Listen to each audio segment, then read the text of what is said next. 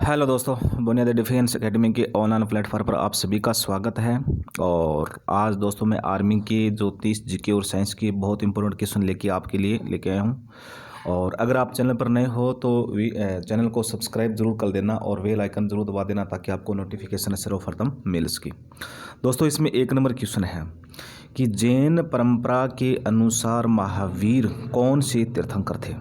तो दोस्तों मैंने पहले ही बताया था कि जो महावीर स्वामी थे ने वो जैन धर्म के या कौन से अपना तीर्थंकर थे। तो आपको याद रखना 24वें तीर्थंकर थे। कौन से हो जाएगा? 24वें या अंतिम तीर्थंकर थे। तो जैन धर्म के प्रथम तीर्थंकर कौन थे? तो वो थे ऋषभदेव। कौन थे? ऋषभदेव। ऋषभदेव के बारे में आप याद रखना, ये जैन धर्म के प्रथम तीर्थंकर थे। और जैन धर्म के अंतिम और 24वें जो तीर्थंकर थे वो कौन थे? महावीर स्वामी थे। ठीक है ना। लेकिन दोस्तों कई बार ये भी पूछा जाता है कि जैन धर्म का संस्थापक कौन था। तो आपको याद रखना कि जो जैन धर्म के संस्थापक थे वो महावीर स्वामी थे। कौन थे? महावीर स्वामी क्या थे? जैन धर्म के संस्थापक थे।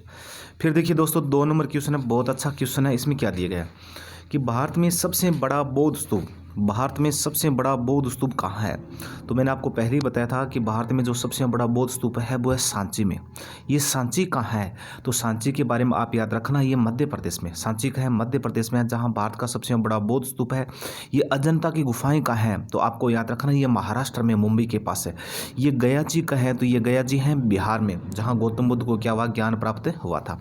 ये सारनाथ कहाँ है? ये सारनाथ उत्तर प्रदेश में है, जहाँ गौतम बुद्ध ने अपना प्रथम उपदेश दिया था। बहुत अच्छी इंपॉर्टेंट है दोस्तों। अगर वीडियो अच्छा लगे तो आप ज़्यादा से ज़्यादा अपने दोस्तों को शेयर करो। अगर आप चैनल पर नए हो तो सब्सक्राइब जरूर कर देना और बेल आइकन जरूर दबा देना ताकि आपको नोटिफिकेशन है सर्वप्रथम मिल से।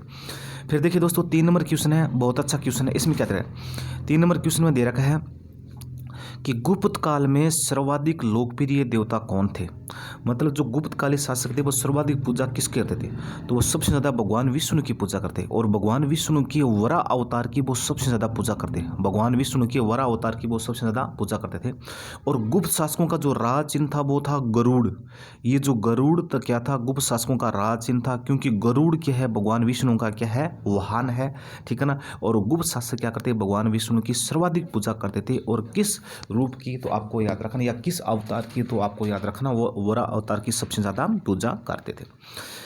फिर देखिए दोस्तों 4 नंबर क्वेश्चन है, बहुत अच्छा क्वेश्चन है। इसमें क्या दे रखा है कि हर्षवर्धन के समय कौन सा चीनी तीर्थयात्री भारत आया था? तो मैंने आपको पहले ही बताया था कि हर्षवर्धन है से हवेन सांग चीनी यात्री था। और हवेन सांग से पहले कौन आया था? तो हवेन सांग से पहले आया था फाहियान। ये गुप्त शासक के और चंद्रगुप्त द्वितीय के समय आया था। ठीक है ना। और जो लेकिन हवेन सांग है ये जो उत्तर भारत का महान शासक था हर्षवर्धन। और हर्षवर्धन के शासन काल में ये भारत में आया था। और इसकी जो रचना है, इसकी जो यात्रा वृत्तांत है वो किस नाम जानते हैं? शी युकी के नाम से जानते हैं। किस नाम जानते हैं? शी युकी के नाम से जानते हैं। फिर देखिए दोस्तों 5 नंबर क्वेश्चन है, बहुत अच्छा क्वेश्चन है। इसमें क्या था कि हुमायूं का मकबरा कहाँ स्थित है? दोस्तों आपको याद रखना, जो हुमायूं का मकबरा है वो दिल्ली में। कहाँ है? दिल्ली में हुमायूं का मकबरा है। ठीक है ना। ताजमहल का है तो वो आपको याद रखना आगरा में है। ताजमहल का निर्माण किसने करवाया था? तो आपको याद रखना शाहजहां ने करवाया था। फिर 6 नंबर क्वेश्चन है, सिखों के सैन्य संप्रदाय खालसा पंथ का प्रवर्तन किसने किया था? देखिए दोस्तों खालसा पंथ की जो शुरुआत की थी तो वो किसने की थी? वो गुरु गोविंद सिंह ने की थी। किसने की थी? गुरु गोविंद सिंह। और गुरु गोविंद सिंह क्या थे? सिख धर्म के अंतिम गुरु थे, या सिख धर्म के 10वें गुरु थे। ठीक है ना। और जिसने क्या की थी? खालसा पंथ की क्या की थी? स्थापना की थी। तो आपको याद रखना। इसके अलावा दोस्तों आपको याद रखना कि औरंगजेब ने और किस सिख गुरु को फांसी के तख्ते पर चढ़वा दिया था या फांसी दिलवा दी थी? उसका नाम था तेग बहादुर। लेकिन आपसे पूछ लिया जाए कि औरंगजेब ने इसे क्या नाम था उसका? जहांगीर ने किस सिख गुरु को फांसी दिलवा दी थी? तो वो कौन था? वो थी अर्जुन देव। ये क्वेश्चन आए हुए क्वेश्चन है, हर कंपटीशन में पूछे जाते हैं। ठीक है ना। जहांगीर ने सिख गुरु जो था उसका नाम था अर्जुन देव को फांसी दिलवा दी थी। और औरंगजेब ने तेग बहादुर को फांसी दिलवा दी थी। किस लिए? कि इन लोगों ने इस्लाम धर्म स्वीकार नहीं किया था। लेकिन यहाँ से पूछा गया कि खालसा पंथ का संस्थापक कौन है? तो आपको याद रखना गुरु गोविंद सिंह है। ठीक है। फिर देखिए दोस्तों 7 नंबर क्वेश्चन बहुत अच्छा क्वेश्चन है। भारतीय पुनर्जागरण के पिता कौन थे? तो दोस्तों मैंने आपको पहले ही बता दिया कि भारतीय पुनर्जागरण के पिता थे वो राजा राम मोहन राय थे। कौन थे? राजा राम मोहन राय, ठीक है ना। और जिन्होंने लॉर्ड विलियम बेंटिक के सहयोग से और सती प्रथा पर क्या लगाया था? प्रतिबंध लगाया था। और सती प्रथा प्रतिबंध कब लगाया था? तो आपको याद रखना 1829 में। इसके अलावा दोस्तों आपको याद रखना कि राजा राम मोहन राय ने ब्रह्म समाज की भी स्थापना की थी। आपसे पूछ लिया जाए कि ब्रह्म समाज की स्थापना किसने की थी? तो आपको याद रखना राजा राम मोहन राय ने, ठीक है ना। आर्य समाज की स्थापना किसने की थी? तो वो आपको याद रखना दयानंद सरस्वती ने, ठीक है ना। फिर विवेकानंद ने किस समाज की स्थापना की थी? रामकृष्ण मिशन की स्थापना किसने की थी? विवेकानंद ने की थी। ये सभी क्वेश्चन दोस्तों हर कंपटीशन के अंदर या आर्मी के अंदर पूछे क्वेश्चन है, बहुत अच्छे क्वेश्चन है, वीडियो का अंत तक जरूर देखना। फिर देखिए दोस्तों ये 8 नंबर क्वेश्चन है, बहुत अच्छा क्वेश्चन है। फिर इसमें देखिए संसद का 27 सदन है। तो संसद का जो 27 सदन है वो राज्यसभा होता है, क्योंकि राज्यसभा को राष्ट्रपति भंग नहीं कर सकता। राष्ट्रपति राज्यसभा को भंग नहीं कर सकता क्योंकि राज्यसभा के एक 27 सदन है। राज्यसभा को 27 सदन भी कहते हैं, राज्यसभा को उच्च सदन भी कहते हैं, राज्यसभा को विद्वानों का सदन भी कहते हैं। राज्यसभा को क्या कहते हैं? राज्यसभा को विद्वानों का सदन भी कहते हैं, उच्च सदन भी कहते हैं। इसको भंग नहीं किया जा सकता, इसका कोई कार्यकाल नहीं होता है, क्योंकि ये इसका कार्यकाल, इसका जो सदस्य होता है ना, सदस्यों का कार्यकाल तो 6 वर्ष होता है, ठीक है। लेकिन इसका कोई कार्यकाल नहीं होता है क्योंकि वे एक 27 सदन है, ठीक है। और इसका जो सभापति होता है वो कौन होता है? तो वो आपको याद रखना राष्ट्रपति होता है। कौन नहीं सॉरी उपराष्ट्रपति होता है। कौन होता है? उपराष्ट्रपति। राज्यसभा का क्या होता है? पदेन सभापति होता है। ये सभी क्वेश्चन आए हुए क्वेश्चन है, सभी क्वेश्चन बार बार हर कंपटीशन अंदर पूछा जाता है। फिर लोकसभा के बारे में आप याद रखना दोस्तों, ये अस्थायी सदन है। इस लोकसभा को राष्ट्रपति भंग कर सकता है। लोकसभा कार्यकाल कितना होता है? 5 वर्ष होता है। कितना वर्ष होता है? 5 वर्ष होता है। इसको राष्ट्रपति भंग कर सकता है मंत्रिपरिषद की सिफारिश पर। फिर देखिए दोस्तों 9 नंबर क्वेश्चन है, बहुत अच्छा क्वेश्चन। इसमें क्या दे रखा है? इसमें दे रखा है कि भारतीय संसद में कितने अंग होते हैं? तो आपको याद रखना भारतीय संसद किससे मिलकर बनती है? तो भारतीय सबसे पहले मैं आपको बताता हूँ कि भारतीय संसद में 3 अंग होते हैं। कितने अंग होते हैं? 3 अंग। तो ये संसद किससे मिलकर बनती है? तो आपको याद रखना एक तो राज्यसभा, एक तो क्या हो जाएगी? राज्यसभा, और दूसरा हो जाएगी लोकसभा, और तीसरा हो जाएगी राष्ट्रपति। इन तीनों से मिलकर क्या बनती है? संसद बनती है। क्या बनती है? संसद बनती है, ठीक है ना। और इसके कितने अंग है? तो आपको याद रखना 3 अंग है। बहुत अच्छे क्वेश्चन है। फिर देखिए ये जो दे रखा है 10 नंबर क्वेश्चन, विश्व में स्वर्ण सर्वाधिक खपत वाला देश कौन सा है? मतलब ऐसा कौन सा देश है जहाँ सोने का सबसे ज़्यादा खपत होती है, जो विश्व में सबसे ज़्यादा इसके उपभोग होता है? तो वो कहाँ है? तो वो आपको याद रखना भारत में। लेकिन सोने का सबसे ज़्यादा उत्पादन कहाँ होता है? तो वो होता है चीन में। ये क्वेश्चन टोटल पूछे गए हैं कि चीन में सोने का सबसे ज़्यादा उत्पादन होता है, ठीक है ना। और जो सोने की या स्वर्ण की जो खपत होती है, जो उपभोक्ता वाला जो देश है वो कौन है? तो वो आपको याद रखना भारत में। फिर देखिए दोस्तों 11 नंबर क्वेश्चन है, बहुत अच्छा क्वेश्चन है। इसमें क्या देखा?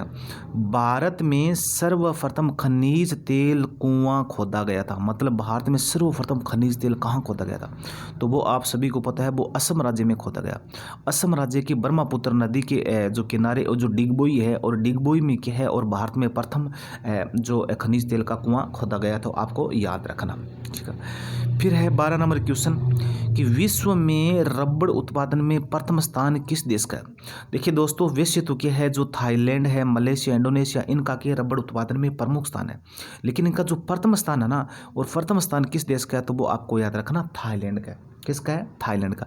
लेकिन भारत में पूछ ले, भारत के किस राज्य का रबड़ उत्पादन में प्रथम स्थान है? तो वो आपको याद रखना कर्नाटक। कौन सा हो जाएगा? कर्नाटक हो जाएगा।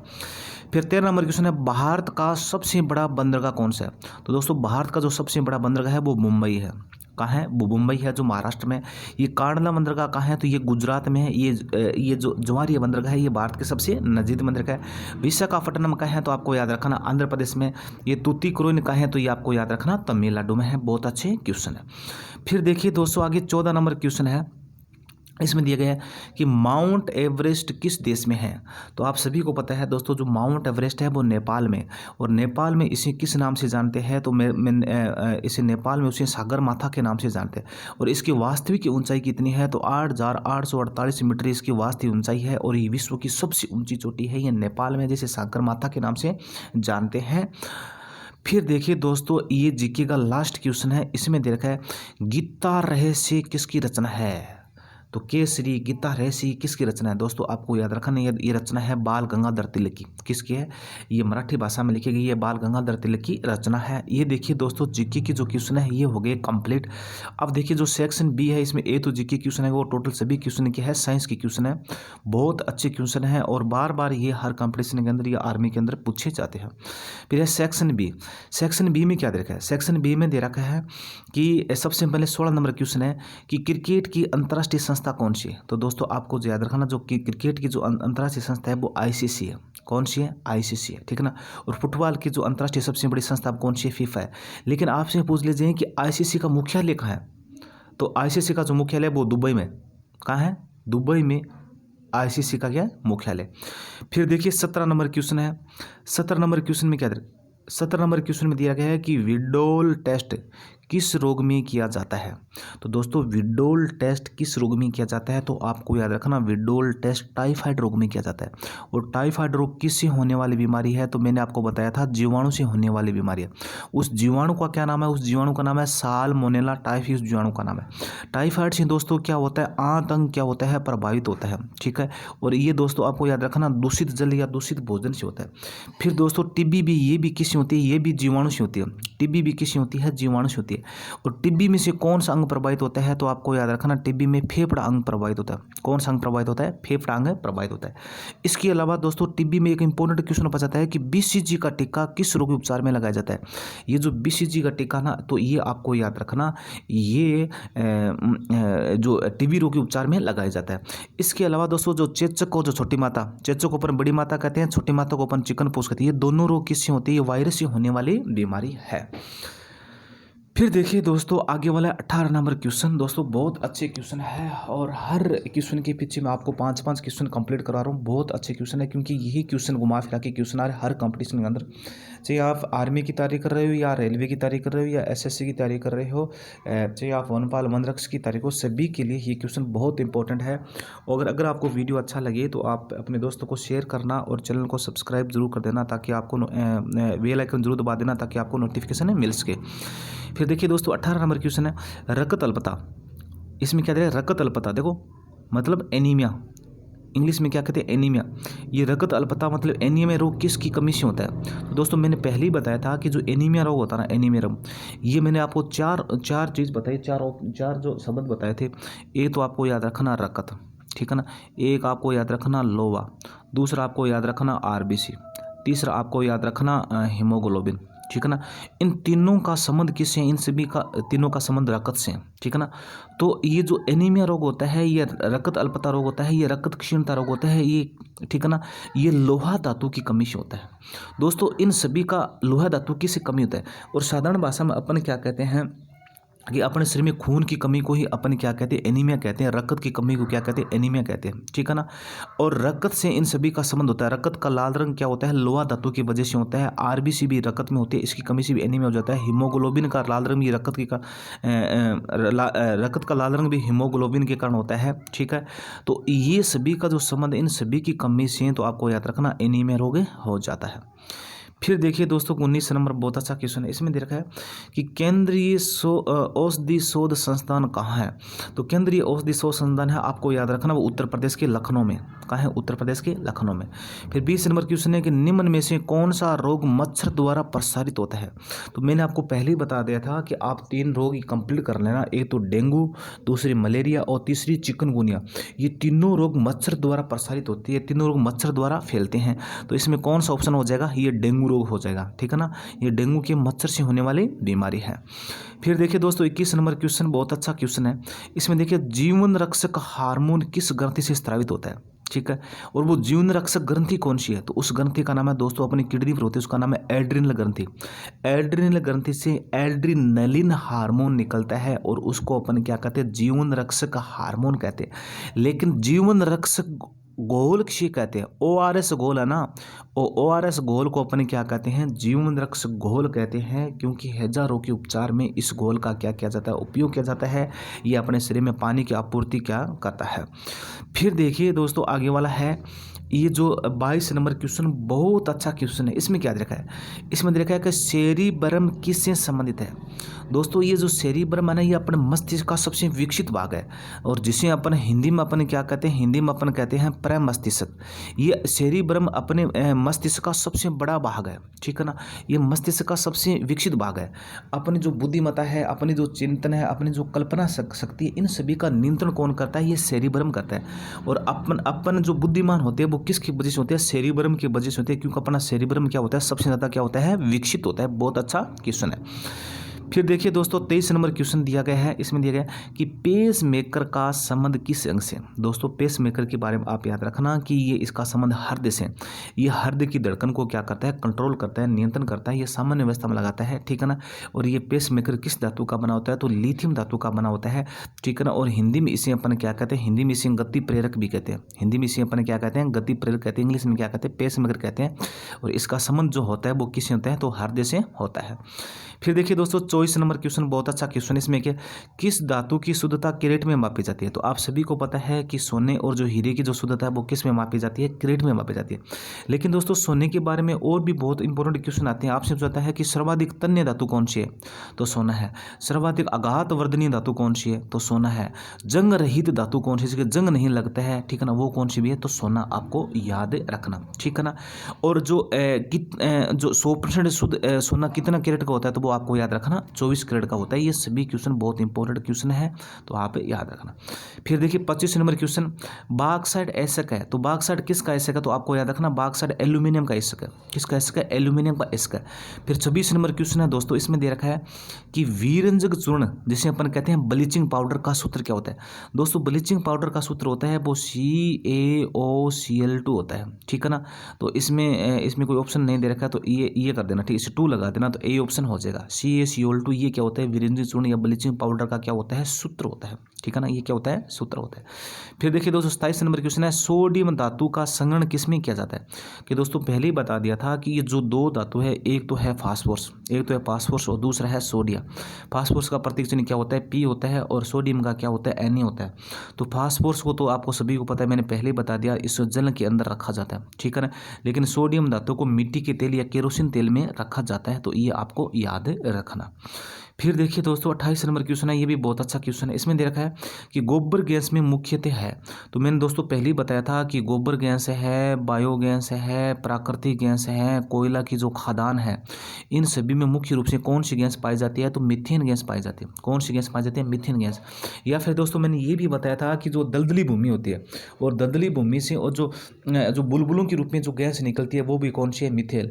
या फिर दोस्तों मैंने ये भी बताया था कि जब ऊँट जब चुगाली करता है तब उनसे कौन सा गैस छोड़ता है या उत्सर्जित होती है, तो आपको याद रखना मीथेन गैस। ये बहुत अच्छे क्वेश्चन है, आपसे पूछ ले जाएं कि बायोगैस का मुख्य घटक की कौन सी गैस है, तो मीथेन।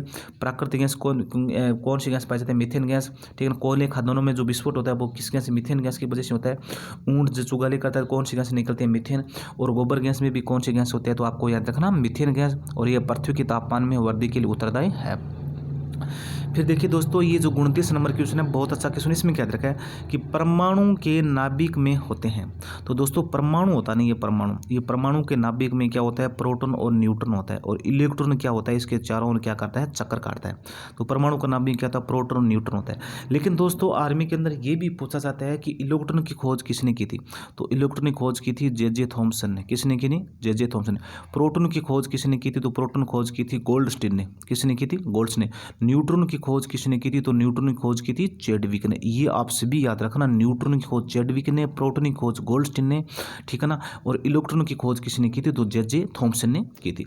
अब देखिए दोस्तों इस चैप्टर का लास्ट क्वेश्चन है, बहुत अच्छा क्वेश्चन है। इसमें क्या दे रखा है, इसमें दे रखा है कि किलोवाट घंटा किसकी इकाई है। किलोवाट घंटा किसकी इकाई है, जो किलोवाट जो घंटा इकाई है ना, देखो वाट, ये वाट ना, ये वाट किसकी है, तो ये तो शक्ति की इकाई है ना, शक्ति की इकाई है, शक्ति का मात्रक है। लेकिन यहाँ किलोवाट घंटा ये किसका मात्रक है, तो ये विद्युत ऊर्जा का है, तो आपको याद रखना।